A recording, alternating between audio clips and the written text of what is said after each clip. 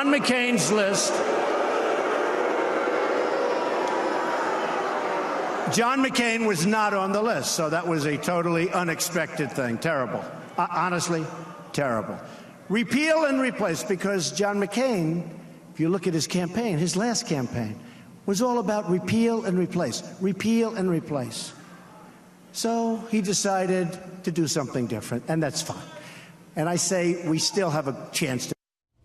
President Trump last night on the Senate's third attempt to repeal and replace Obamacare that appears now on life support at best. Joining us now, the man responsible for implementing any health care policy, Secretary Tom Price. Nice to see you, sir. Appreciate it. Good to see you, Leland. Thank you so much. All right, you got of Republican senators, two hard-nosed, Rand Paul, John McCain. The two people who voted no, the senator from Alaska, the senator from Maine, also strongly leaning no on this. You're a doctor. How is this bill not dead right now? Well, as the president said last night, the promise of the majority in Congress, in the House and the Senate, was to repeal and replace. The reason it's not dead is because it's not finished. The bill hasn't been completed.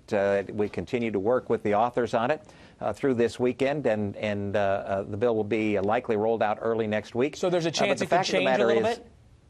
Well, yeah, we're in the process of, they're in the process of refining it, and we're providing technical assistance and information. But the fact of the matter is that the status quo is unacceptable. It's not working. You've got folks that have an insurance card, but no care because they can't afford the premiums, they can't afford the deductibles. We've got counties that aren't going to have any insurance coverage. We've got insurers fleeing the market. So the individual and small group market through Obamacare has been destroyed. And that's what the president and we are trying to take care of. And the best way to do that is with repeal and replace. There certainly seems to be agreement that the status quo isn't going to work, even among Democrats. Specifically to Rand Paul, he has sort of been a thorn in your guys' side on this, consistently no, very outspoken. Are you lobbying him personally, or have you guys kind of written that vote off?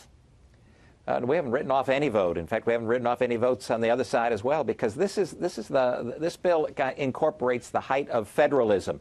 It takes essentially all of the resources from the federal government that relate to health care that are supposed to go to the states and rolls them all into one package and gives them to the states, returns them to the states, so that the states have the authority, the opportunity, the flexibility, and the resources to be able to put in place the kind of program that they believe to be most appropriate. This ought to be right up Rand Paul's alley. Well, to that, if it's up his alley, are you calling him? Are you cajoling him? Who's leading that effort to bring him on board and explain that? We've spoken on a number of occasions, and we'll continue to reach out to all individuals who will have the opportunity to vote on this next week. I appreciate you coming on today, especially in light of what's out there about you and your travel as secretary. 24-plus flights on chartered aircraft, total tab to the taxpayer, $300,000. Important to know there's no accusations this was anything for other than official government duties. But at the same time, the Inspector General is looking into this, and I'm wondering if you're still convinced now, in light of what's been brought up and what you've read, if the decision to use private aircraft was still the best stewardship of the taxpayers' dollars. Yeah, all of these, as you mentioned, were work-related and official business. And of the 11 trips over the last 8 months, the majority of them were for either the opioid crisis or the hurricanes. But we've heard the criticism. We've heard the concerns, and we take that very seriously and have taken it to heart. As you mentioned, the Inspector General is going through a review and an audit of this process, and we will cooperate fully with it.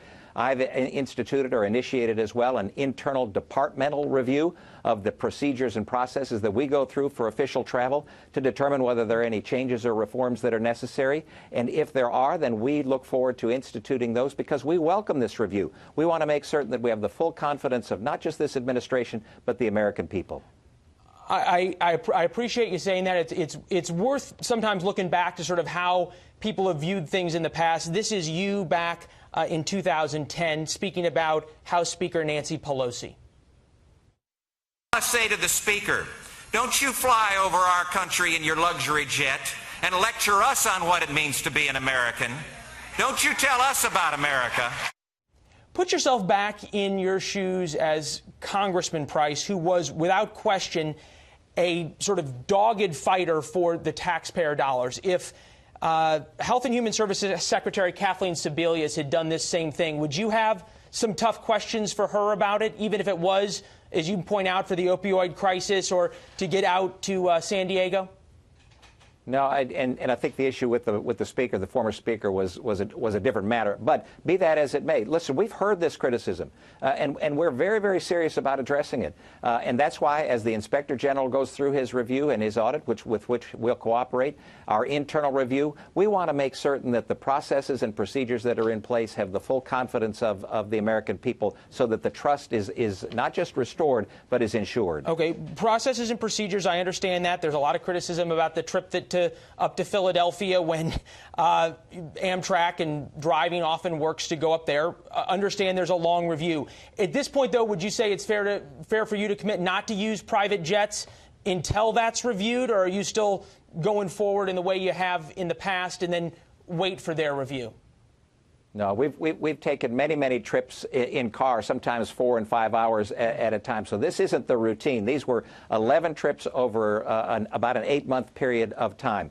But again, this review is incredibly important, and we want to make certain that the processes that we have in place have the full confidence of, again, not just the administration, but the American people, so that we can carry out our mission, which is to ensure that we improve the health, safety, and well-being of the American people. I understand processes and procedures, but there's also the optics, and there's also a congressman who is so dogged about the public's money, and you took Speaker Pelosi, a number of members of the House took Speaker Pelosi to task for using a 757 to fly around the country and using private jets as well. How is this any different? I'm wondering if you were thinking, as you were taking these charter flights, if you thought to yourself, gee, the optics of this wouldn't be great, especially as HHS is cutting your budget, cutting programs, cutting staff. Yeah, and I appreciate that. And the optics in some of this don't look good, and that's why we, again, have taken this criticism to heart. But the whole process that we undertook, each of these trips were reviewed. They had a legal review and a legal approval process that was undertaken that we're gonna look at, and we want to make certain that we're fulfilling the responsibility from a budgetary standpoint as well. We want to make certain that that our first customer is the American taxpayer. In terms of how these were paid, they were paid for out of the Secretary's budget, and that budget has been level with this president, with this administration. So again, we look forward to the review, want to make certain that we have the full confidence of the American people.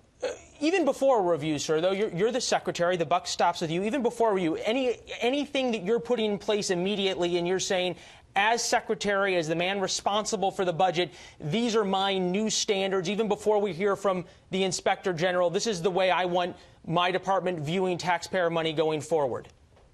Yeah, I don't think there would be any charter trips until this review is complete. I think that's appropriate because of the concerns that we've heard.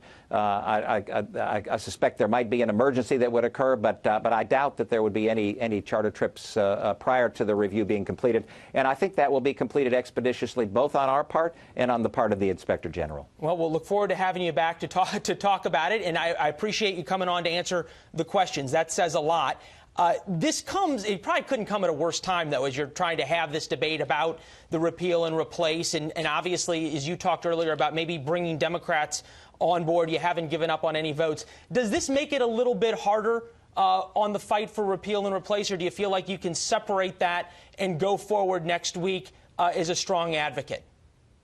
Well, I think we can go forward, absolutely. I've carried on multiple tens, literally, of conversations and phone calls just this past week on the repeal and replace effort. But from a political standpoint, remember that there are folks who want to see this president fail. There are folks that want to see this administration fail. That's part of the stream. We're swimming upstream against that kind of current. But that's not dissuading us at all. The president is absolutely adamant about making certain that we have a health care system that works for the American people. We're doing our doggone best to make certain that we carry out that for him. Well, and fair to say there's a lot of folks, dare I say all Americans, who are counting on him to succeed with your help as well, sir. We appreciate you coming on. We'll look forward to having you back.